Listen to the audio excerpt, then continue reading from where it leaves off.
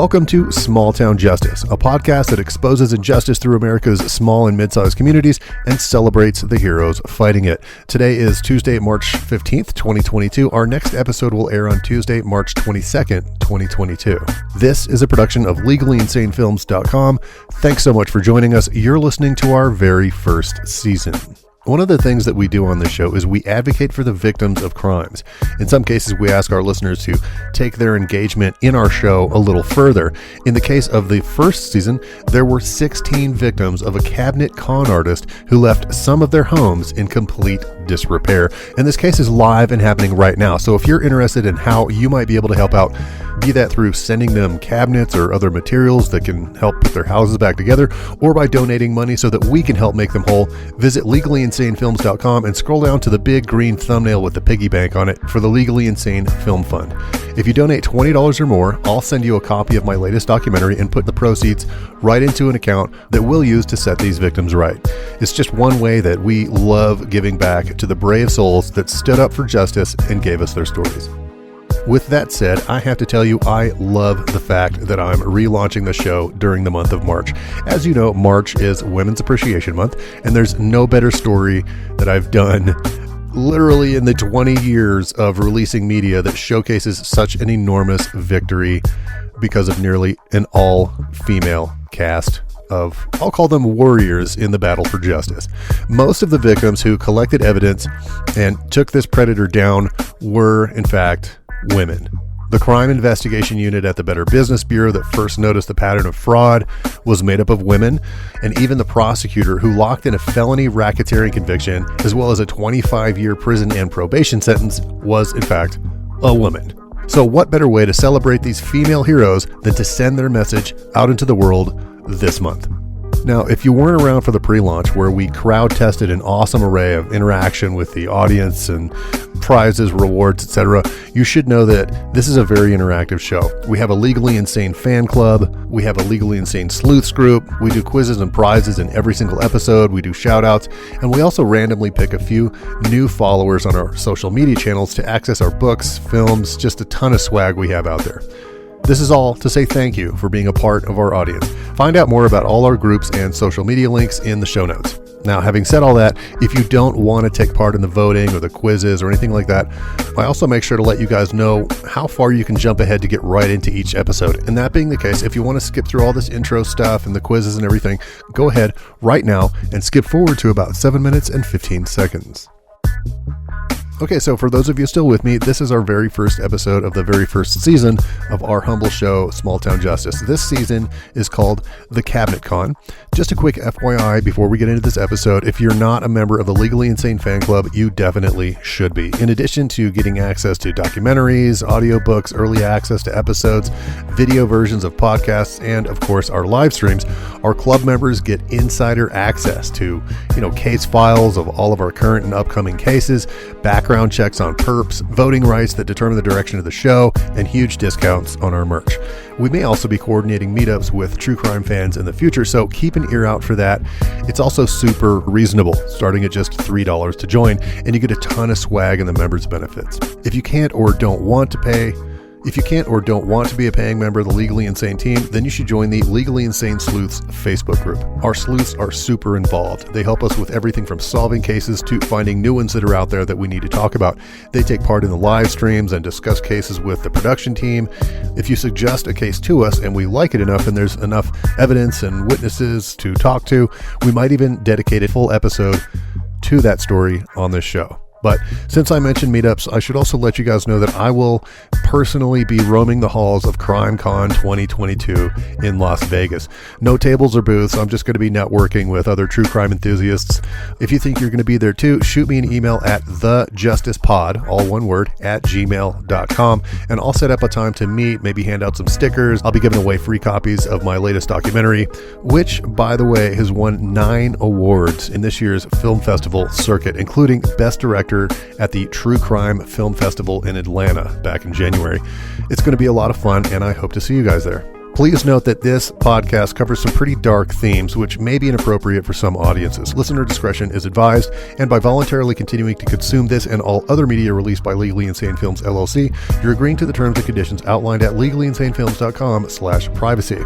Okay, so I told you guys that I have a quiz for every episode, and I generally pick a few winners to receive an audiobook or a film or some kind of other media that I'm working on at the time. And I'll also do one shout out from the winners in the following episode. But because this is the first quiz of the season, I don't have any winners or prizes to announce. But I do want to make a shout out. A wonderful gal named Tammy, who you will hear in this season. She's down in Florida. She sent in a great idea for a case that we may just do, actually, once we conclude this one. Thanks for that, Tammy. I know you're listening. I talked it over with the team. We actually are considering doing it, despite what I initially said about that story not necessarily fitting into our mission's parameters, but more on that soon. And remember, if you have a case that you'd like us to consider, send your idea to thejusticepod@gmail.com. Check out legallyinsanefilms.com/pitch to find out what we're looking for. For today's quiz, you must answer the following questions completely correctly and before next week's episode. Here are the questions. Question A, what is Michael McKay's former address? Question B, what is the name of Robert Stoll's flooring company? And question C, why is the episode called Bott and Stoll?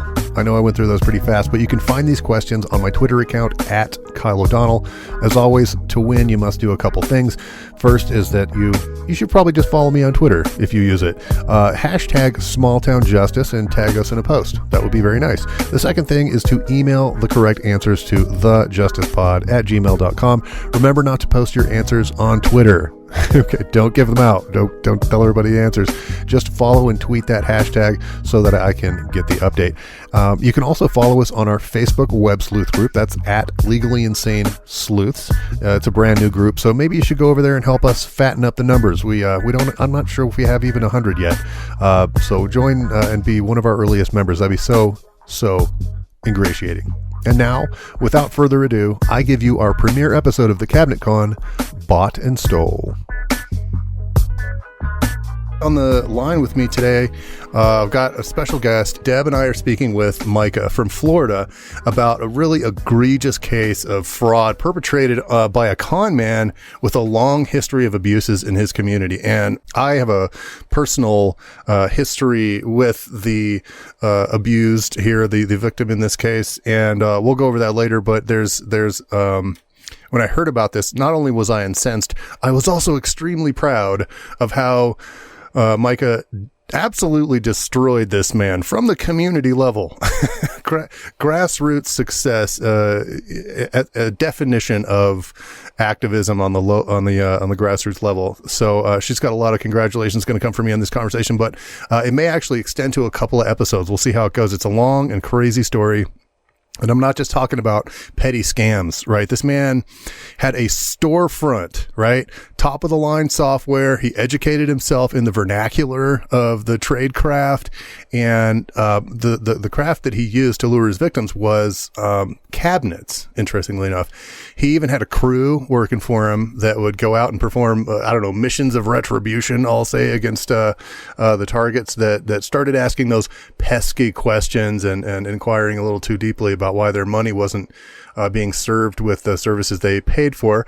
I'll let her discuss the ins and outs of that story, but just to give you a little background on that story, Micah, the hero in this particular story, she got wind of funny business at the hands of a man we'll be talking about in this episode. She went to town on this guy, like with personal advocacy in mind, kind of like a private detective. I was surprised to see how much content she got. She got about as much content as I have on a 30-year-old story. So I wanted to point this out right out the gate. Now, Micah, this spectacular human being not only tirelessly found justice for herself, she also found justice for more than a dozen other victims. Is that right? Tell me a little bit about that. Don't go too crazy on the details, but just kind of give me a quick intro, and then we'll get into this like mountain of detail that you got. This very seedy facts of the story started coming forward.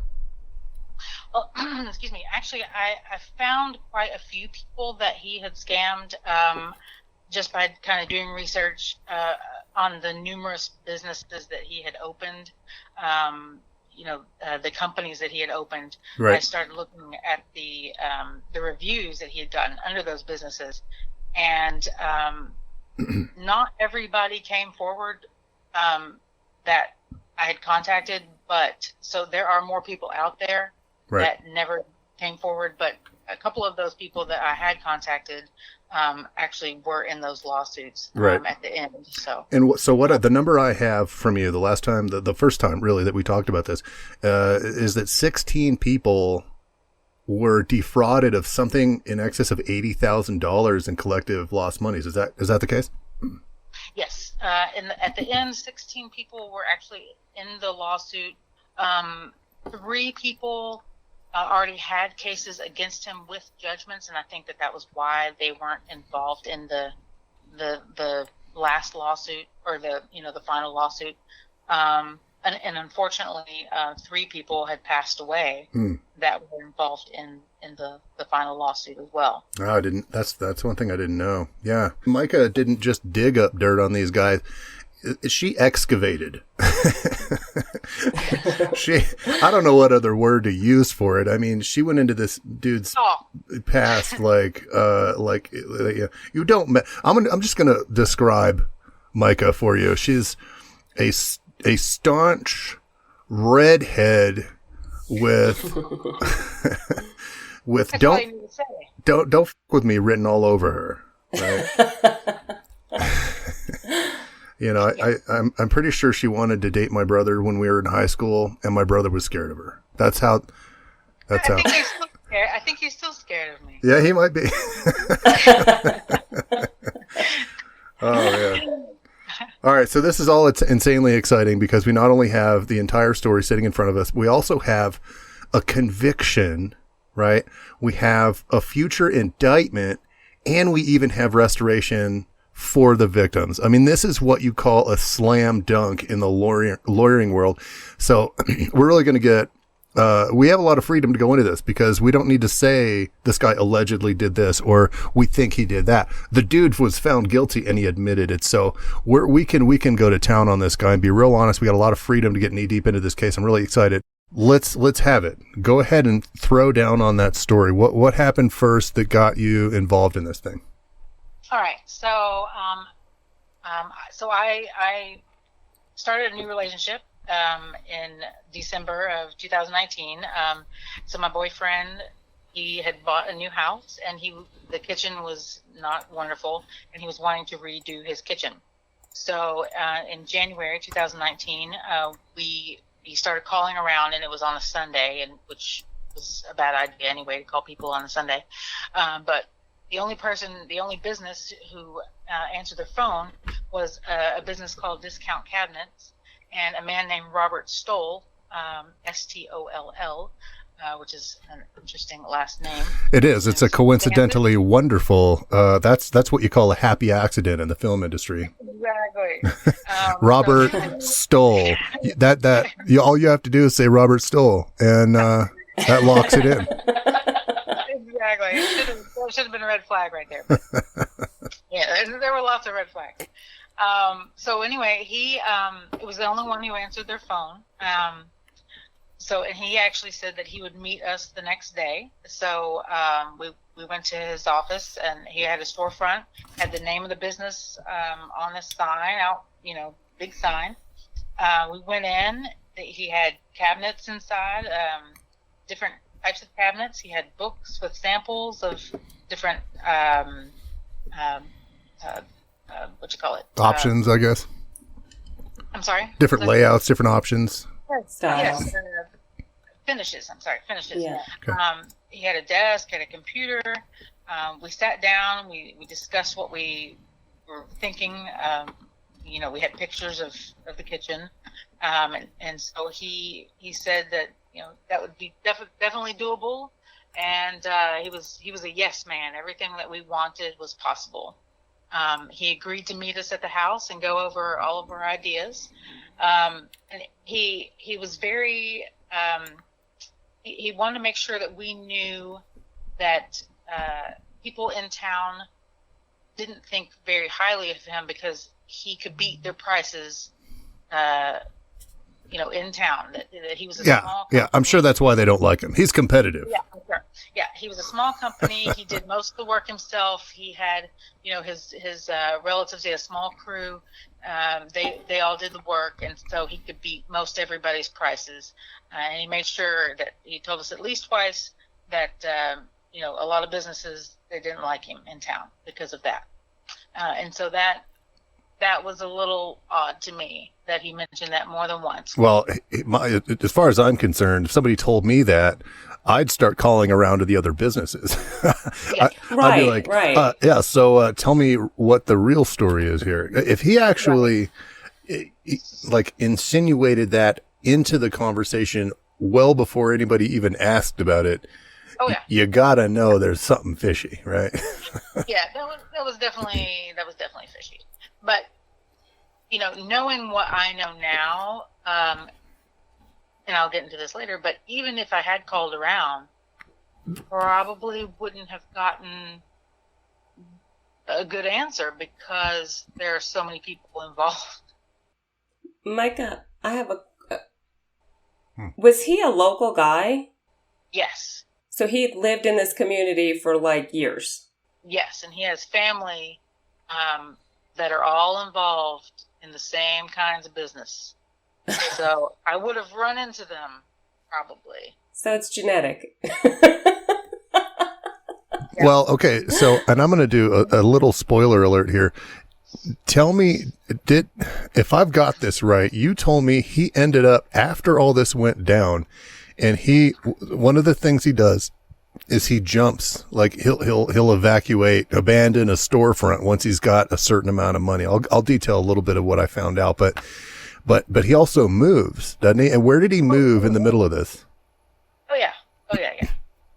And he had several businesses, several storefronts. Were they all for the same thing, product, or were they different things? They were all similar. I mean, most of them were cabinets. So in 2017, he had a business called Flawless Flooring and Cabinets. And then in 2000 and, let's see, what was it? It was Flawless Flooring and Cabinets in 2017, and then Discount Cabinets in 2018. And he also worked at another company called Right Flooring and Cabinets. So, He didn't own that business. He just worked there? He owned the Flawless Flooring and Cabinets, and he owned the Pensacola Discount Cabinets. And then his family worked at Right Flooring and Cabinets. Okay. So he moved around. Well, now, the other thing that I was curious about is he moved right in front of you, did he not? He actually lived there. He lived there for a while. I didn't know that till later. Oh, okay. I was trying to get him served. But while we were at his business, one of the other things that I thought was odd was that Sean had asked an odd question of him. He saw a piece of tile that had a weird texture on it. And he asked Robert if we could get cabinets that had that texture on it, and Robert said, absolutely. He had a guy at the shop that could do a finish on the cabinets just like that. And I thought, I don't think that's how cabinets work. I mean, I don't think you could just say that you want finish on a cabinet and you just get that. I don't think that's how that works. But he said, oh, no, I got a guy who does that, and that's not a problem. I wouldn't mind chasing that lead down. Did you in your research ever come across where he got his cabinets so we could call them and find out if that's even a thing, if that's possible? Because I think if people heard that, and they're, Deb is in the middle of refinishing her kitchen too. I'll let you guys dog it out on that, but that's a nightmare. I think that if people knew that's you could walk in and ask somebody that and boom, it's a scam, right? That's the type of question where that isn't possible. we could find that out from these cabinet makers, the manufacturers, and yeah, that might be a neat little question that could save future scam targets, like victims, the hassle. Well, he told Sean, and he told another woman and her father that Sean and the father both said, "Look, I'll go wherever you get your cabinets. I'll go there, and then we'll pick them up with you. We'll go wherever you get your cabinets," because he said, "Oh, they haven't gotten here yet, or I'm having trouble with my car, or and they both said, "Well, I'll go with you. You can take me there. I'll bring them back." And he said, "Oh, I can't disclose where my location is. It's in New Orleans, but I can't take you there." That's weird. I don't know. I don't want you to know where I get my cabinets, because that's. Well, okay. So I could see the argument that it's possible that he doesn't want competition. Like you could just go straight to the guy or something with your measurements, or I don't know. That I could see. Already in this episode, Micah is detailing a pretty insane scam that rocked the Florida Panhandle, and the rest of this interview gets even crazier with the revelation of a mystery man who may just be a ringleader in a crime network. We'll see where that goes in just a second, but before we get to that, I wanted to let you know that I'm offering $5 off of my latest film to everyone listening to this podcast. Even if you're not a Legally Insane Sleuth or a fan club member, if you haven't heard about it, the story is absolutely crazy. It centers around a tiny little desert town nestled on the southern border between California and Arizona, and it explores the first 30 years since its 1989 incorporation. And here's the rub. Within just a couple of years of its incorporation, the second mayor was convicted of hiring a hitman to kill the first mayor, and that's just the incorporation of the town. Over the next 3 decades, witnesses detail a police chief on the take from the cartels, a town council embezzling millions of dollars in tax revenue and laundering it through the water treatment plant. There's a slew of activists that are falsely arrested when they dare to ask questions about this pesky embezzlement problem they have down there. But that's not even the craziest part, right? The craziest part comes when a rogue cop leads 80% of the police department in a mutiny against their chief. A viral video of a false arrest of a woman for speaking at town hall, and finally the town is swarmed by none other than the Oath Keepers, who march on town hall in a sweltering 117-degree day to smother the flames of corruption. It's without a doubt the most egregious small-town injustice I've ever heard of. And in fact, it's the inspiration for the very show that you're listening to right now. So head over to legallyinsanefilms.com, click the movie poster thumbnail for Big Trouble in Little Quartzsite, and enter the code SMALLTOWNCRAZY. That's all lowercase and all one word. The code can also be found in the description below. 25 cents out of every dollar that we get for this film will go directly to the Legally Insane Film Fund, which helps us tell other stories of injustice in small town communities around our great nation. Before this week's vote, check out this word from our sponsors. If you don't know, voting on the direction of the show is actually reserved for fan club members only. If you want to join up and vote on the direction of the show, you can do so at legallyinsanefilms.com. Just click join the fan club. Votes normally come in threes, and to submit your vote, join up at the $10 level. That's the investigator level. So on to vote number 1. So far in this episode, Micah has revealed that she's been conned by a man using cabinets as the guise or the front for plotting and executing the scheme. So I thought we might reach out to other cabinet companies in the area and see what they have to say about this fake cabinet company, pissing in their proverbial pool. Would you like to hear that? Is that something you would find value in? So vote number 1 is yes or no. Basically, yes, totally reach out to these other cabinet companies and have they heard of them, et cetera, et cetera. We'll totally make that an episode if you want it. Vote number 2. This is not the last conversation that I have with Micah. So vote number 2 is, should I interview other victims before I conclude the conversation that I have with her? We talk quite a bit, but I just want to make sure I shake things up if that's what you want. Should I conclude her interview, or should I interview other people in between that? That's vote number 2. And vote number 3 is actually more of a suggestion request. I'm kind of curious.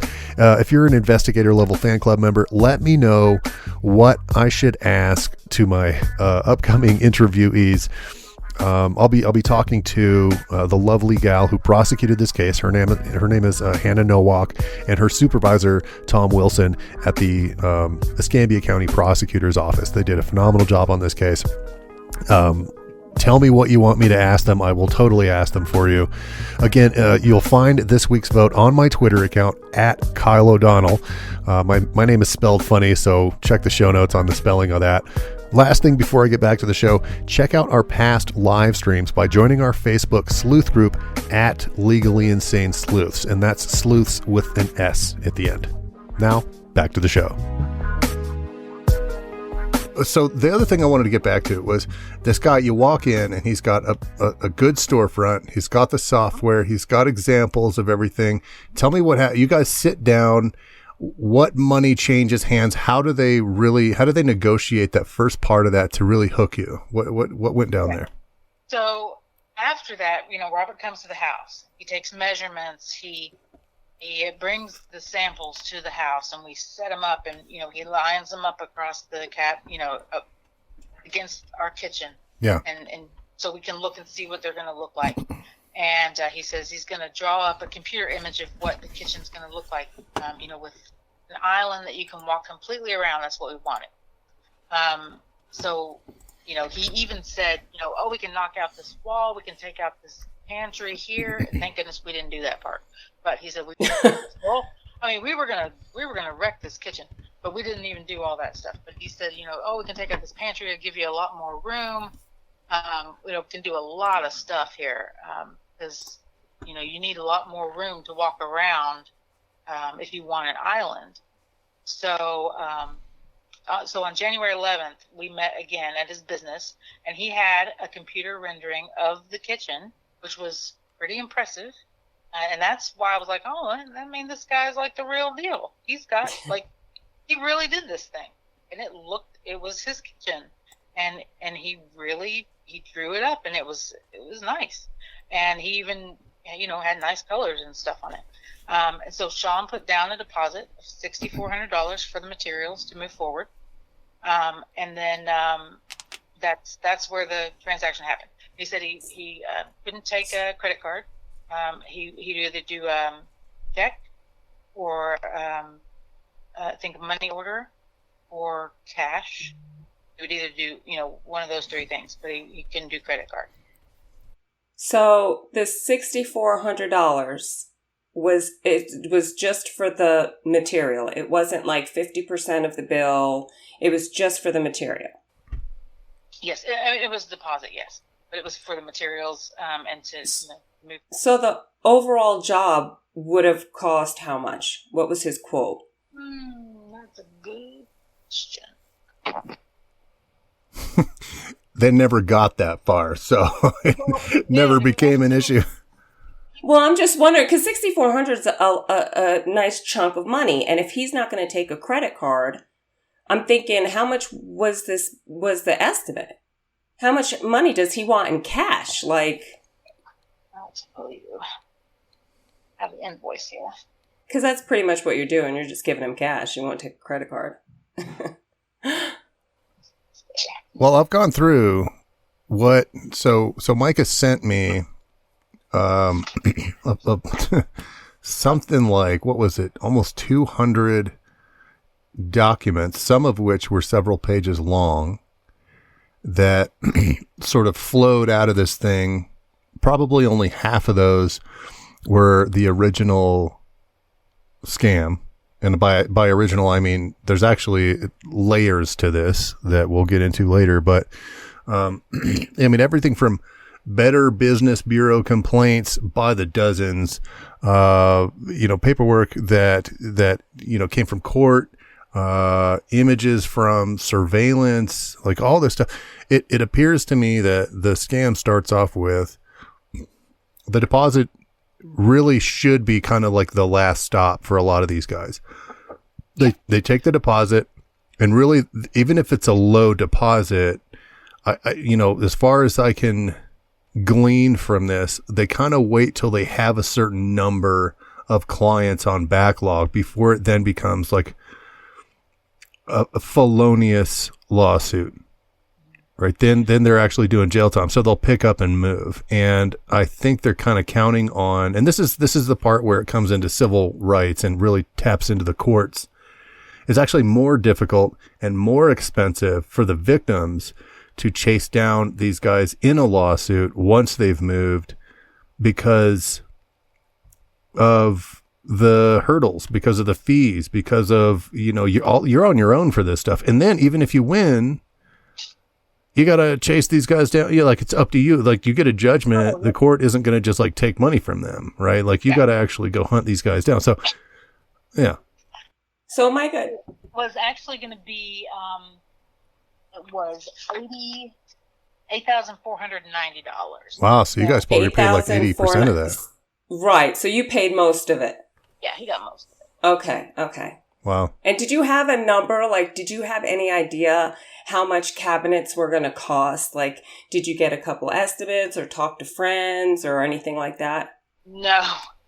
Okay. No, that was really it. Okay. I was just wondering. Yeah. And I did know that, it is kind of common practice to do a deposit. Right. And actually when we did, get the replacement cabinets, that's exactly what we had to do. We had to do a deposit. And we didn't want to do that because we're like, this is it didn't work out good the first time. We did this. We don't want to do this again. But, he's like, right. I can show you all my stuff. Like, we've been in business for 26 years. But, we're still, it's like, I'm going to do this. But, okay, so after the deposit, I'm sorry, go ahead. Go ahead. Yeah. After the deposit, you feel comfortable, you give them the deposit. Right. And so then this is also weird. We wanted to kind of discuss like hardware, and, right. I didn't have any catalogs on hardware. He was like, just tell us what you want and we'll get what you want. So we were like looking up pictures of stuff that we liked, and he came to the office, he came to Sean's office, and I realized that, we're showing him stuff and he's not even looking. He's not looking at what we're showing him. And I said, don't you want to write down like the item number or where the website is so that you can order these? Because how are you going to remember what we like? And he was like, oh, yeah. I said, you want to take a picture of it or anything? But yeah.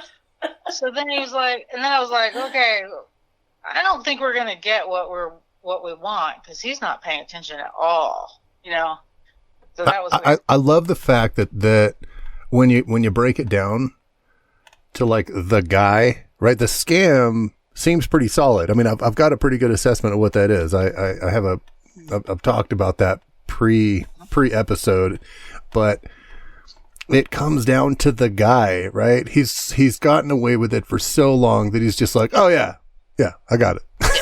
Yeah. It's just like, yeah, whatever. Yeah. Doesn't even care anymore. He's a smooth talker. I mean, they don't call him scam artists for nothing. Right. I mean, it's an art. I mean, he's a smooth talker. He's a likable guy. Well, and that's what everybody said too, Yeah. Well, in the grand scheme of things, did he ever actually install anybody's cabinets over these years? No. Not anybody that, I mean, I don't know if he ever. And he was able to stay in business all those years? I don't know. I don't know if he ever installed anybody's cabinets, but the people that were in the lawsuit, he never installed anybody's. He actually, he did give some people some cabinets, and he took them off of the wall that he had in his office or his business. that he just took them off of the wall. And, here's a cabinet. And they're like, this doesn't even match what I wanted. That's ridiculous. That's hilarious. We'll do more later. Here, just take these. Yeah, I'll get you what you want later, but here's some for now. So okay. Now let's fast forward to the time when you paid him and you start you like something happens or doesn't happen, you get delayed. I think that you told me that he was like flat out dropped out. And then what happened next? He wasn't returning calls and stuff. Yeah. So then after, the hardware stuff, and it's not, we can't get in touch with him much at all. And finally, Sean's parents are coming into town, and demolition hadn't been started. And he's like, look, my parents are coming, and you all haven't even started on this thing. And I want it started. I want this demolition started. And so he's like, fine, I'll get a crew over there. We'll start this thing. So on February 11th, Robert's brother, Richard, and Robert's stepson, Casey, came over. They tore the cabinets out, disconnected the water, they cut pipes, they disconnected the refrigerator, they tore holes in the sheetrock, they dumped the cabinets in the yard, and they never returned. And that was the end of that. This is the radio silence from that point on. This is the pivotal moment where I think this when I look back at the Better Business Bureau reviews and the complaints and the forums from the local Pensacola area where this took place, that you sent me and that I kind of found my own. You guys were the last step. Usually the way it happens is that they get a small deposit, right? They're really not looking for more than a couple $100. If they get the $6,400 that you gave, great. But I think the scam is it hovers, or it's most successful with people that just drop them a couple $100 and they just keep going and going and going and not doing anything. But I think the next step is some of these folks have this, I'll call it quote unquote crew, show up at their house. If they kind of get pesky with their questions, they say, come on in, let's talk. And they either come in or they show up on their own, right? And then they go in and they complain, they're like, we want this, blah, blah, blah. That's when the second phase of the scam, as I'm reading it, takes place. Mm-hmm. And that goes like this. They say, oh, you know what? It was a clerical error. We have your file right here.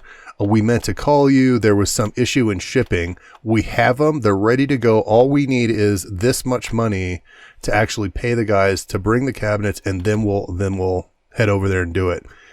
There's only one more phase. Am I correct so far, Micah? Yes. Okay.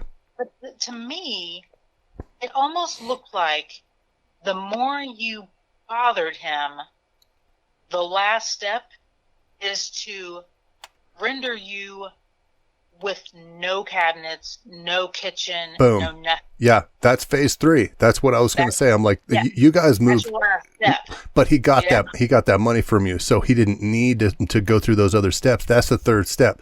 And that's what I'm finding on all these other complaints. They're like, first we gave him a deposit. He wouldn't return our calls. Then we came to the office where he actually still had the storefront. They caught him before he tucked tail and changed up storefronts. And then he said, okay, yeah, we got your cabinets. Sorry about the misunderstanding. Let's get this last check in. We can get them delivered within the month or whatever. And then if they complain after that, if they're still in the storefront or they keep bugging them or whatever, that's when they show up and destroy the people's kitchens, put it out in the yard. And this is when their victims really have to, Florida's a rainy place. They can't just let their kitchen sit out there, right? They got to then focus on another contractor to put their house back together. Right. So that's when that's their last little umbrella of cover.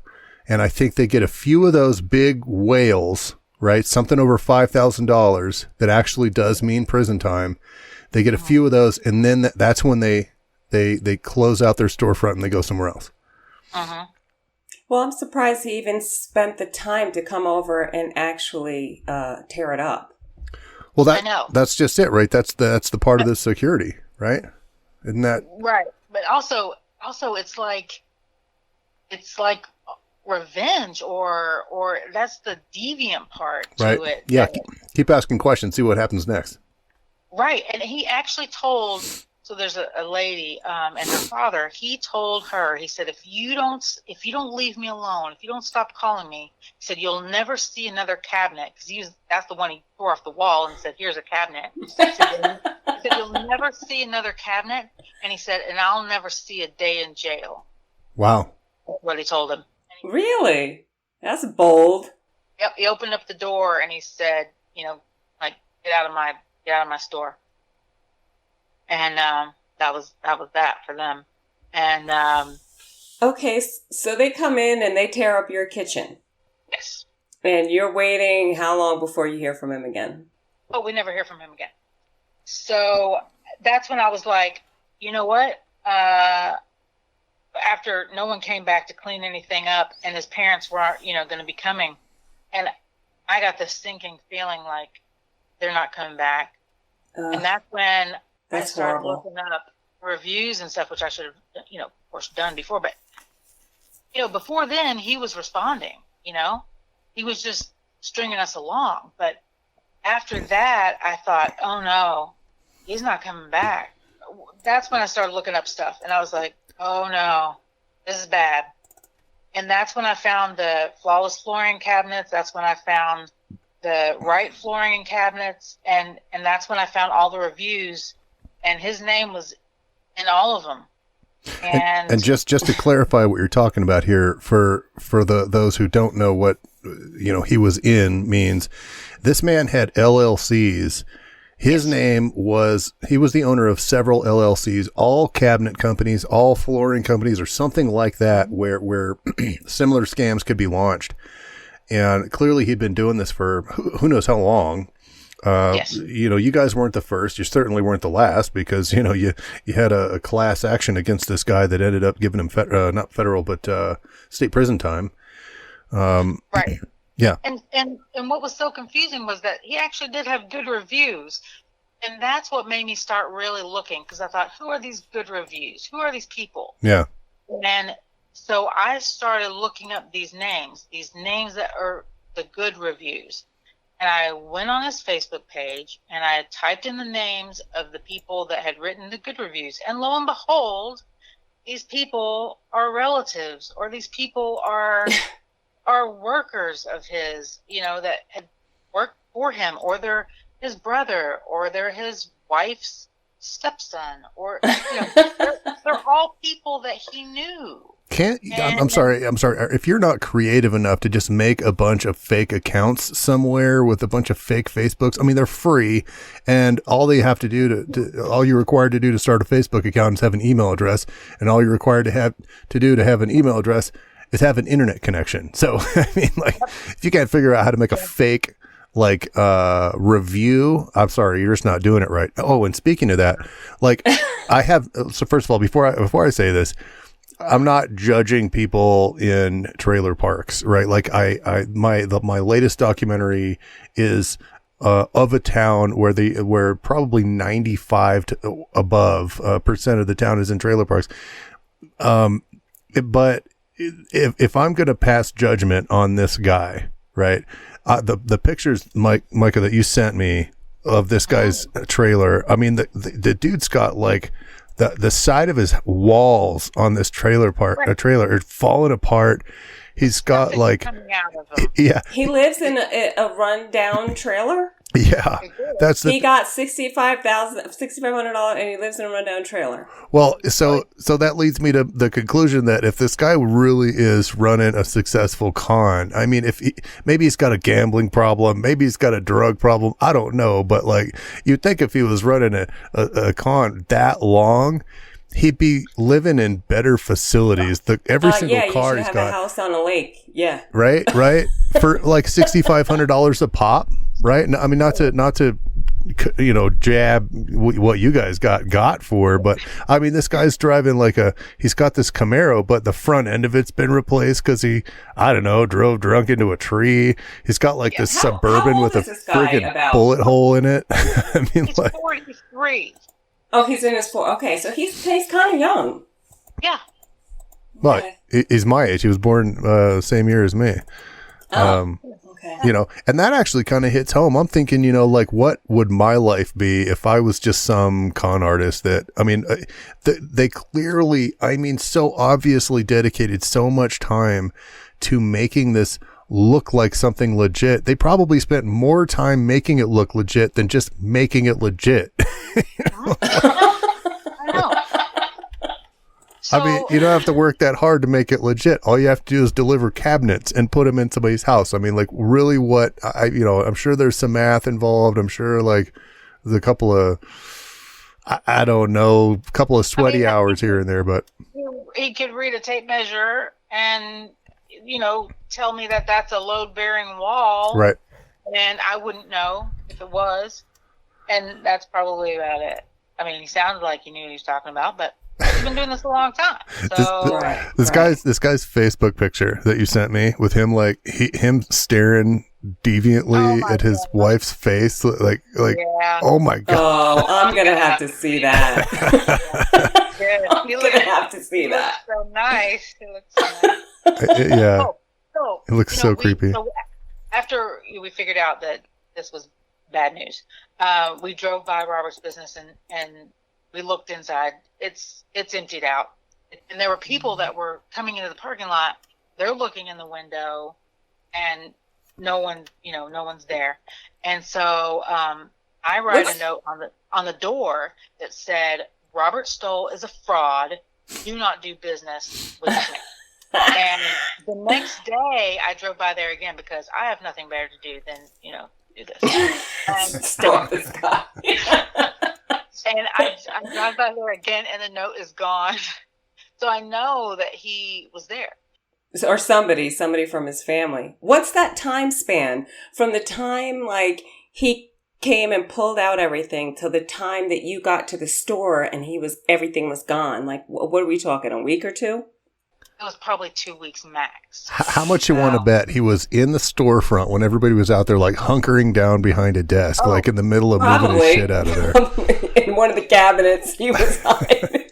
And I was like, this is how insane I am. I was actually looking at the words like discount cabinets, on his little billboard or whatever it was. See if it was an anagram of something else. Letters, and I was trying to think, how can I rearrange those letters to make them say what I want them to say? Can I make them say Robert Stoll? How many L's do I need to say? Yeah. So I was like, can I buy these letters anywhere and put them up? That's awesome. That's awesome. Oh, yeah. You should have wrote future penitentiary candidate or something. Like, I was trying to get creative, but I'm like, no, don't do it. Don't do it. Don't do that. Yeah, don't let on. So, all right. Okay, so you leave this note and nobody is there, and you go by the next day and it's gone. It's gone. It's gone. So I know, somebody took it off that didn't want it there.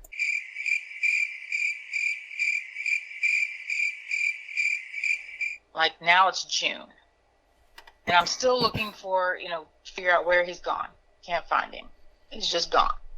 And I was driving again, and I see these flags up on another street in another building, and it's like a little small strip of offices.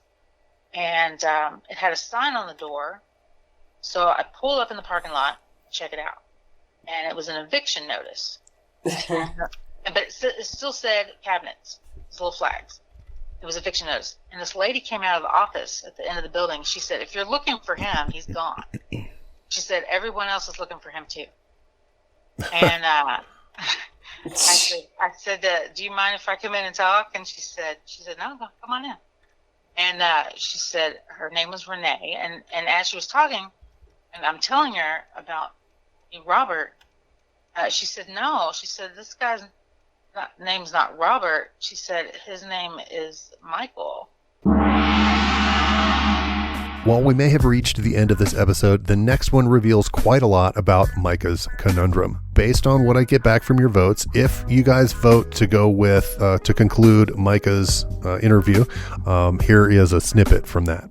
That's got to be the worst news while already in jail. I mean, like, right? I mean, like, you could like be hoping for your latest money to come in so that you could buy soap and nachos, and that not happen, or you could like lose a pack of smokes to a guy or something.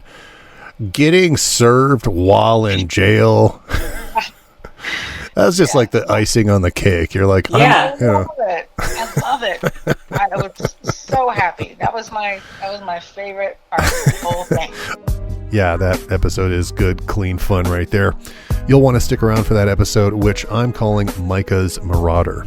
Small Town Justice is always looking for good people and great stories. Our mission is to expose injustice and celebrate those fighting it. So if you think you have a story that fits that criteria, email that to thejusticepod@gmail.com. Again, you can find out what we're looking for at legallyinsanefilms.com/pitch. And that'll tell you kind of what we're hoping for and to hear in our pitches. We also have a YouTube channel. Subscribe there where every once in a while a free, bonus, outtake, or an extended cut of an interview might just, slip by. That's youtube.com/Kyle O'Donnell. In fact, almost everything I do online is at Kyle O'Donnell, and it's pretty unique spelling. It's CYLEODONNELL. You can get that in the show notes.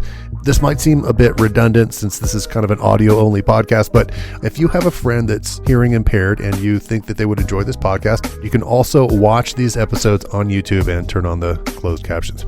Small Town Justice is a production of Legally Insane Films, LLC. It's all copyrighted, so, don't steal it. You know the drill. Until next time, go legal, but don't go insane.